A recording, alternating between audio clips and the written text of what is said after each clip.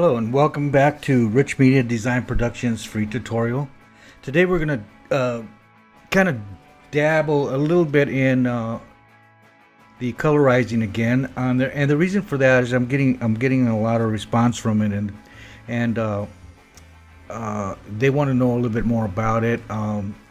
There is a little bit more to tell you about it, so I thought I might just deal with that. Also, I know I was a little bit lax in trying to get back to the using of the pen tool, and this is going to incorporate a little bit of both. So hopefully I can tackle both with this one video. This is going to deal with a topical theme too, being that Valentine's Day is around the corner.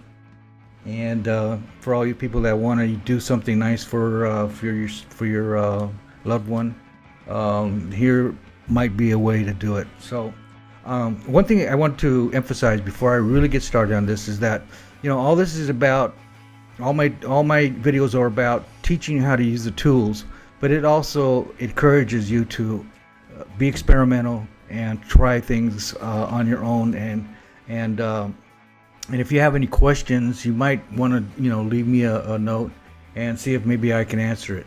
Okay, so here we go. I've got two things that I've selected for you just to start off with, and then we're going to go into doing the actual details. The two things that I've selected for you were off an image website, where you can actually go and buy stock video. Okay, this is the one we're going to do.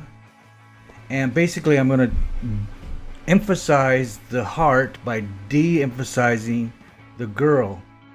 Now you're going to say, well, why would you want to do that? Well, this is Valentine's Day, and this is the thing that you want to emphasize, right?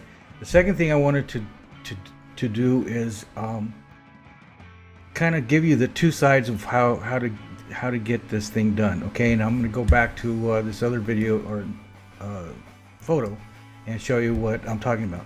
Now here's a photograph that has a little boy. Now this is a kind of pixelated. Maybe if you have a high res you can see it. If not, don't worry about it. Anyway, it's pixelated because it's a low res picture, and I enlarged it to a large degree, and it's actually a nice picture, and I didn't want to have to actually buy something that I was going to just use for a video, so I used a low resolution. Anyway, this is what you could buy off this stock footage place, and then I found what they also offered as a option, and this is exactly what I wanted to deal with. So I'm showing you what the stock photo people are doing.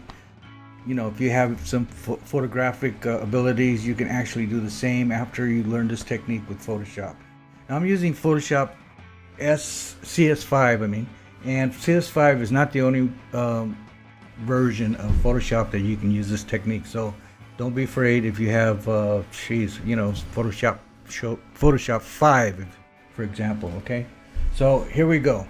I'm going to go back to this girl, and if you can see, I already have a brush that's pretty large. So I'm going to go in here and show you that I select the brush. Okay, then I'm going to go up here and select one of the let's say applications you can use that brush for. You can actually use it normally, and that would be painting, adding color. The other things that you can do with it is that you can apply the amount of flow to it or opacity. You can see that over here on the right here. I'm going to go all the way down to saturation, which is already checked because I had already checked it before I started talking about it. Anyway, I'm going to show you that I select it. Then I'm going to work on a size of my brush by going in here, clicking that, and then reducing the brush size here, checking it here. That seems too small. I'm going to go a little bit larger. That seems pretty good. So I'm going to sit with that one. Okay. Now I have this saturation. I've got the brush. So what am I really doing? Basically, what I'm going to do is I'm going to desaturate. I know it says saturation, but it actually does the opposite when you have a color photograph. Okay. So saturation, when you apply 100%, will actually take all the color off. If you reduce the opacity down, you're actually taking the color down in increments. So that's not really necessary. So I'm going to go ahead with 100% and not worry about it at all. Now I'm going to start here, start erasing away. Oops, went too far. Sorry. Go back. I just did it. Undo.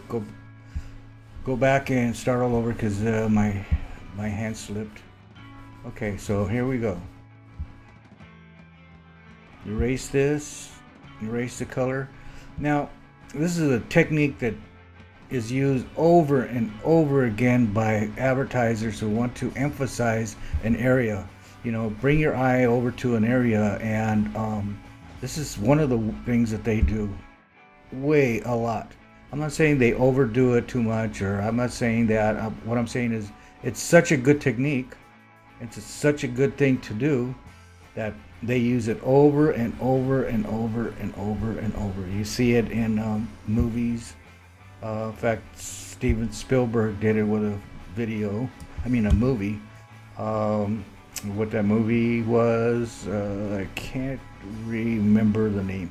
Right offhand, you probably could tell me. Anyway,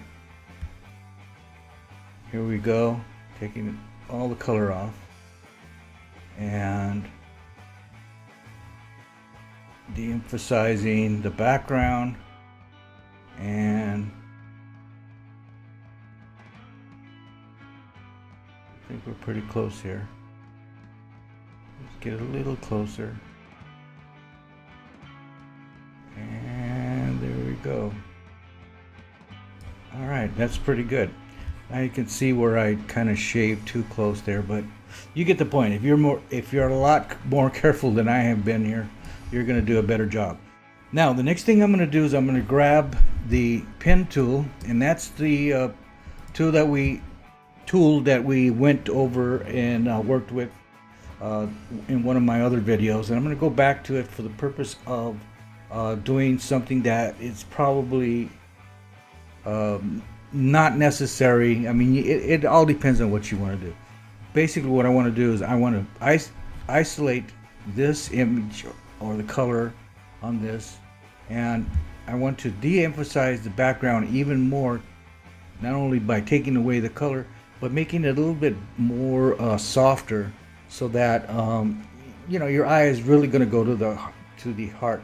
Then I'm going to take you into another little thing that you can work with using your text tool. Okay, so let's do this real quick. I got my finger on the ready with my option key. I'm going to click first with the pen tool to start this thing. Then I'm going to press down on the option key.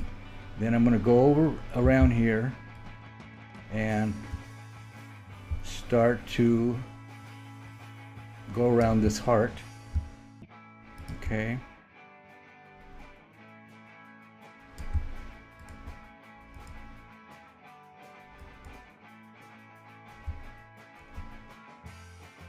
Alright, I'm going to go around this heart.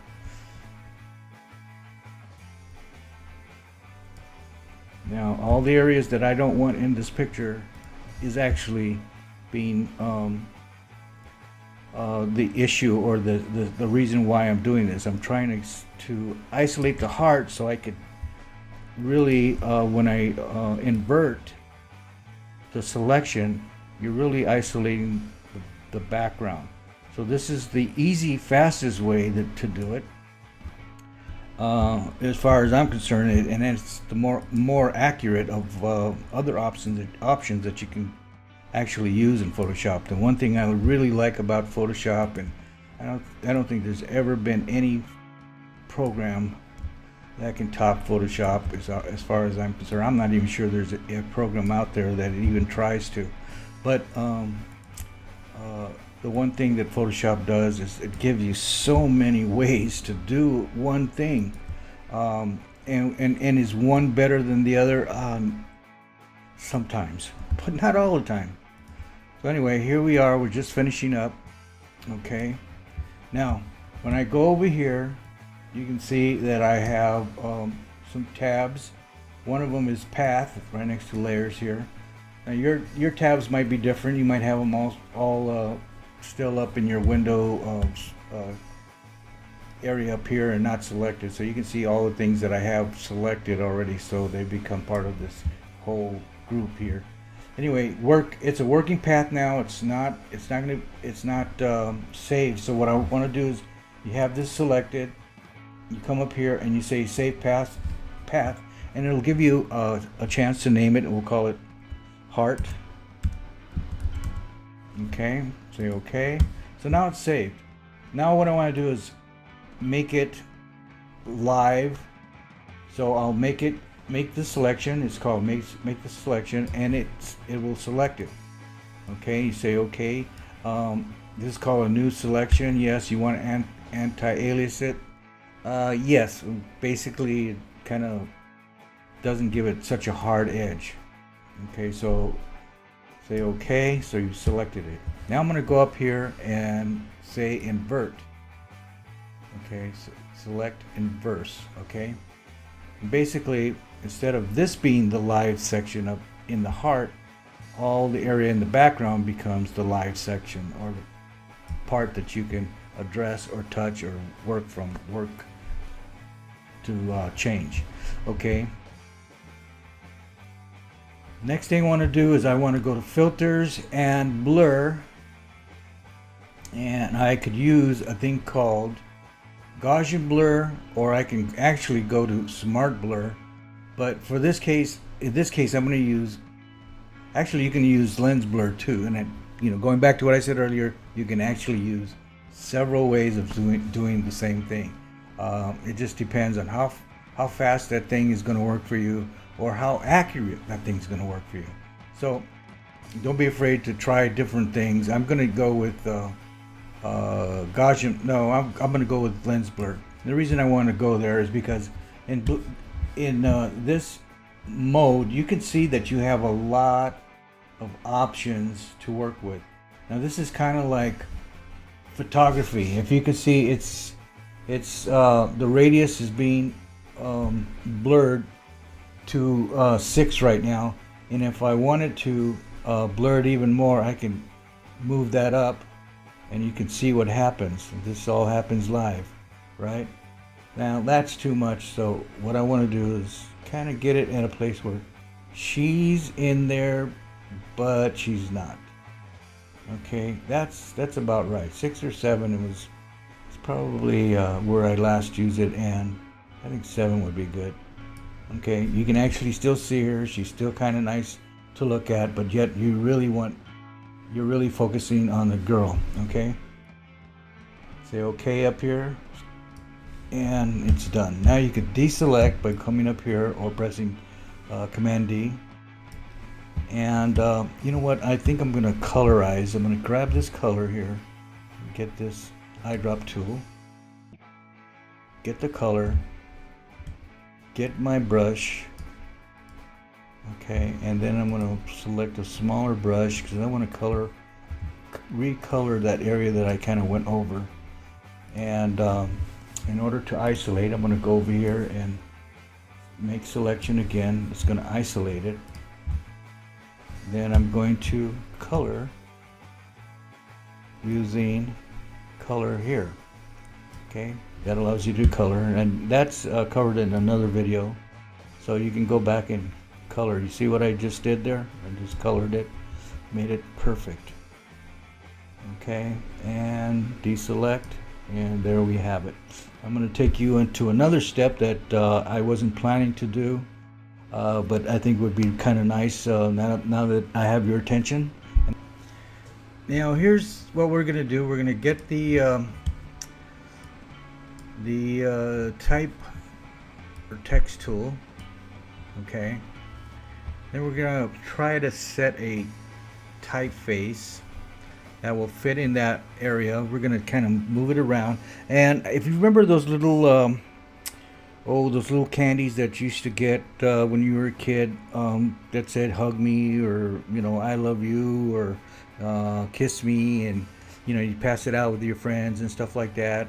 Or maybe you were just not into passing them out, but just love the way they taste. Well, this is what we're going to try to do to this heart. Try to give a little candy flavor to it, and that's using the type tool. Okay, so I'm kind of looking at this and I'm saying this red might be a good red to work with, except that I'm going to darken it a little bit, just a little bit here. Okay. Now what I did there, in case you didn't see, oops, press twice, so I'm going to get a type here. I'm going to go up here and delete it, throw it in the trash. Okay, so all right, I'm going to go ahead and type in hug and then me in caps. I've got a typeface up there that I don't particularly like. Plus, I want to get this sized, so I select up here. See that? I selected it. All right. Then I can actually go on my up and down tool and press up, and it'll start to get larger. Now notice that the spacing between the two words are merging. That's because I have to actually change that over here under character, and one way to do it is to say auto, and to me, I don't like auto. I like to get as close to the typeface numbers. In other words, typeface is 104.63, so I'll say 104, and it kind of tightens it up a little bit more. Oops, what happened here? Okay, probably left it 104. Okay, see, it tightened it up a little bit more. Now I'm going to go over here to paragraph and select center. Okay, now that's way too big for this, so I'm going to go down. The reason I kept on going with it is because I wanted you to see what you had to do with the spacing in between the words. Okay, so now I'm going to go down on this, go down on the size. Now it looks like I have to change the spacing in between the words again, so I'll go back to character and type 65, and that's pretty good. Now I'm going to go up here and select, transform under edit and rotate. Take it, rotate a little bit. Okay, that looks about right. I can probably do this a little bit more. Center it a little bit better there. Click in the middle of there, and it'll say that you agree with it. Now what I'm going to do with this, if I go to the layers, you can see that the typeface has its own layer, and it's sitting on top of the bottom or background layer, and I'm going to double click it. That'll bring up special effects you can do with the layer or the typeface. And what I want to do is I want to make it look like it's sunk in to this heart. The best way to do that is to go to Bevel and emboss. Okay, and it's right now it's set at popping out, and that's not what I want. So I'm going to use either emboss. One of these that's close enough. I'm going to soften it a little bit more.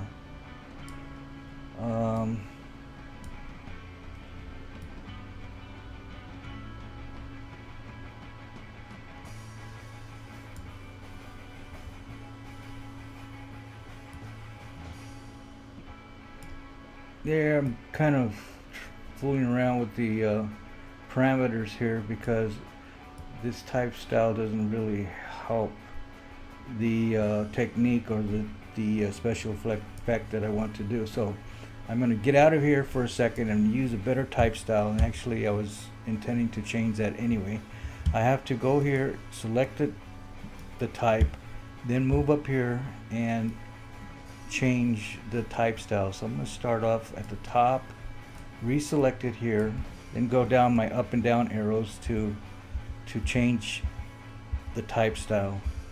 The best way I could describe it is sometimes these effects work best with certain types of fonts, and with that last font, it didn't seem to look right to me. So I'm going to try to find just a simple font, and I'm going to go through all of them with you, and you don't need to go through that.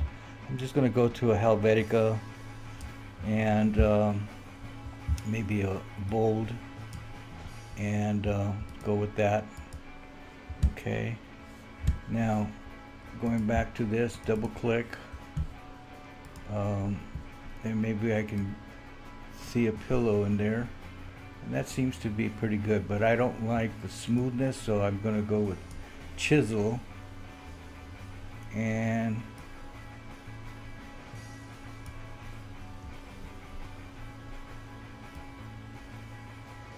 kind of bring this out a little bit more. You see that now? It makes it look like it was stamped. Okay, that's pretty good.